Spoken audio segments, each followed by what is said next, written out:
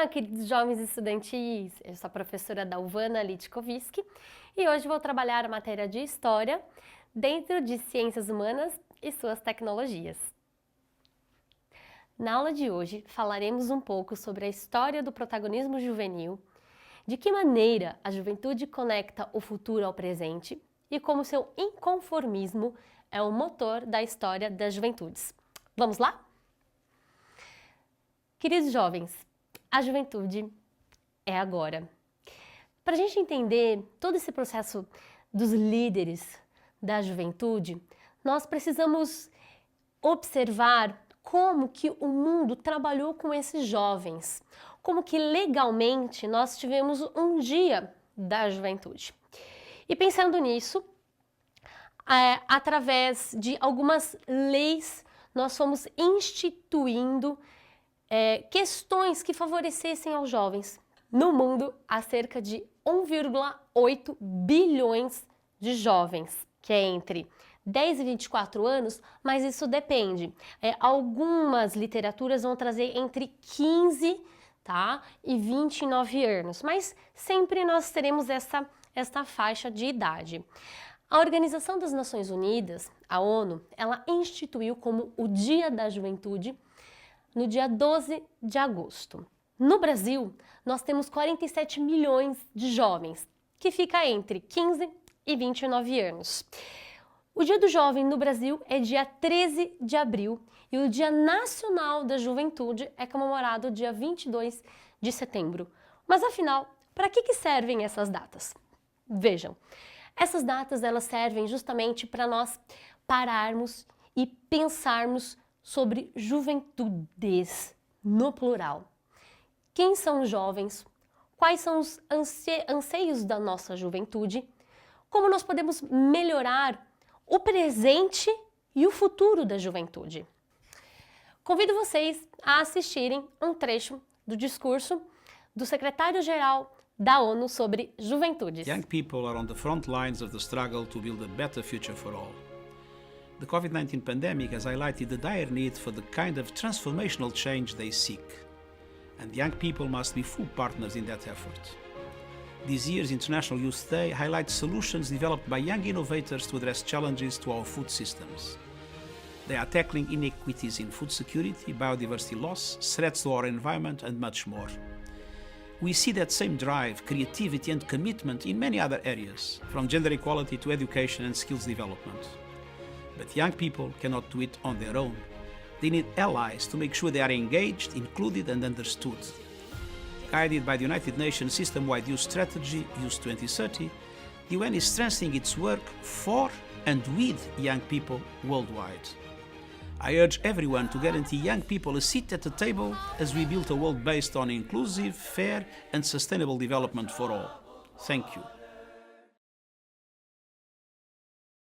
O secretário-geral da ONU, ele colocou alguns pontos muito interessantes que nós vamos observar agora. O jovem, ele precisa ser protagonista em suas mudanças transformacionais. Ou seja, nós precisamos agir de forma completa. Nós precisamos ser líderes da nossa própria ação. O jovem, ele é inovador, ele tem que ser inovador para enfrentar os desafios dos nossos sistemas alimentares, as questões no cotidiano, principalmente sobre a fome no mundo.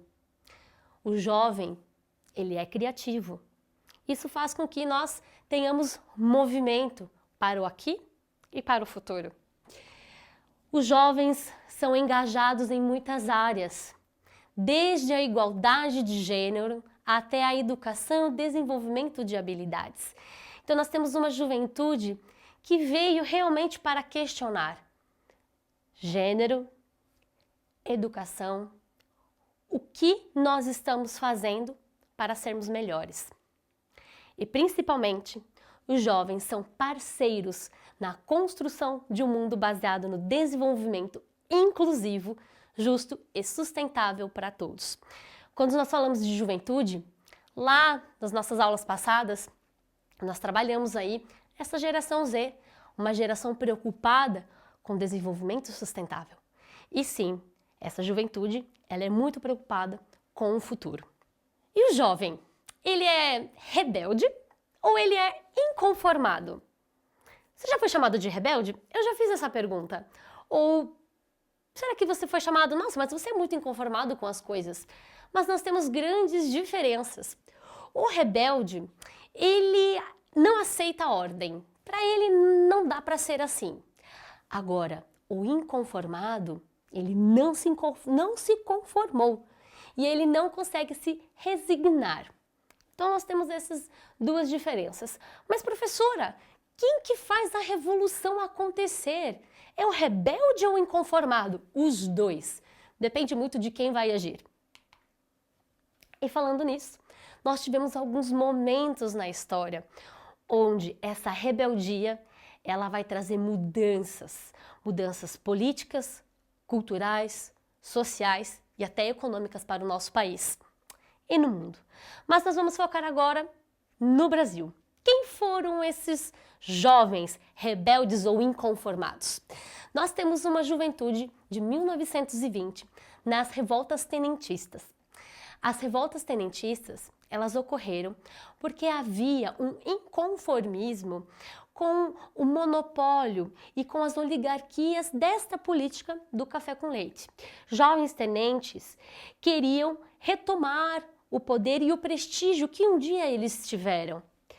Felizmente ou infelizmente, a revolta tenentista, ela vai findar com a revolta do 18 do Forte de Copacabana, onde 18 jovens participantes do exército foram a Copacabana questionar as questões voltadas ao movimento oligárquico e a revolta foi fortemente reprimida, ali causando a morte de 16 jovens.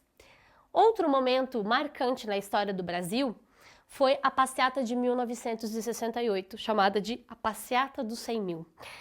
Para nós entendermos o contexto histórico, o Brasil vive uma ditadura militar a partir de 1964, 31 de março de 1964, e uma das primeiras coisas que começam a ter o cerceamento político são as escolas e as universidades. Vários, literalmente, jovens estudantis foram proibidos de questionar, argumentar ou ainda se inconformar com o que estava acontecendo. E esses jovens decidiram ir às ruas, lutar contra a repressão e falar abaixo a ditadura. A passeata, ela não acabou com a ditadura militar, mas ela serviu de alerta, mostrando que os jovens estavam inconformados com aquela situação. Outro grande momento foi o Fora Collor, em 1992. O Fora Collor, ou o movimento dos caras pintadas, foi um movimento onde a juventude, principalmente uma juventude mais abastada, uma juventude que tinha acesso às universidades também, eles foram às ruas questionar esse movimento que então o presidente Fernando Collor de Mello fazia com a economia do Brasil. Entre esquemas de corrupção e promessas não cumpridas em campanha, ele congela as contas, causando um desgaste econômico gigantesco. Collor é colocado em processo de impedimento, porém, ele não foi impedido, né? Ele desistiu da presidência, mas esse movimento serviu justamente para os jovens mostrarem que estavam insatisfeitos. E o interessante é que eles não mostravam a cara, né? Não mostravam seus rostos, eles pintavam com as cores da bandeira do Brasil. E o movimento mais recente que nós tivemos foi o movimento Vem Pra Rua, em 2013. Esse movimento é um movimento sem bandeira, né? Então nós não tivemos nenhuma bandeira político-partidária e muitos, à época, diziam que era um movimento que falava da questão da passagem do ônibus, que era por 20 centavos, um aumento de 20 centavos. Tem até uma abertura do desenho do Simpson, onde mostra que o Bart, ele escreve no quadro, né? Não são por 20 centavos. porque isso realmente chamou a atenção do mundo. E não eram por 20 centavos, eram por várias questões. Corrupção, desgaste político, desgaste econômico, enfim. E aí cada grupo de jovens, eles foram trazendo as suas questões pautadas e colocaram dentro desse movimento de Vem pra Rua. Toca a vinheta da curiosidade!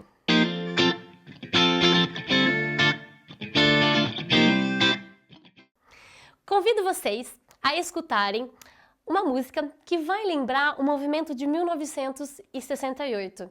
Essa música é, para não dizer que não falei das flores, de Geraldo Vandré.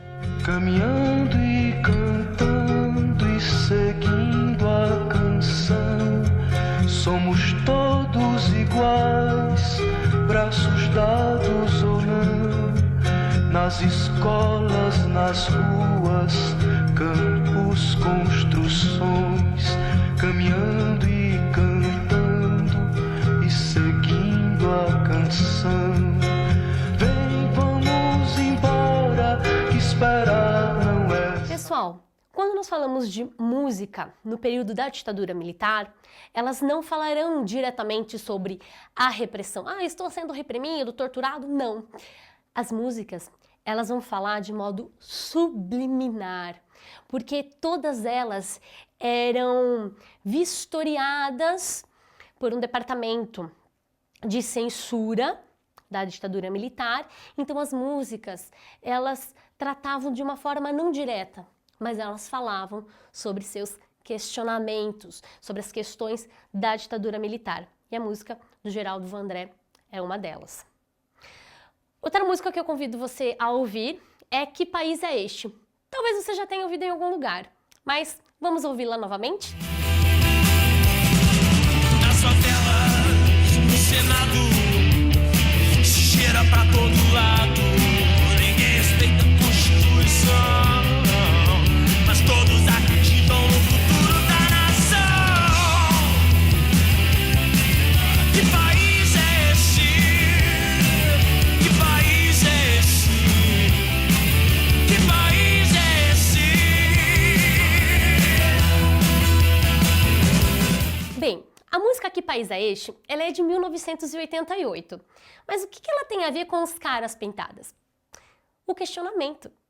Que país é este? Ele vai colocando todas as mazelas do Brasil que estavam sendo escancaradas desde o período da redemocratização. E quando nós tivemos as eleições, né, e aí o Collor, ele é eleito, ele não consegue cumprir com o trato democrático que ele deveria ter.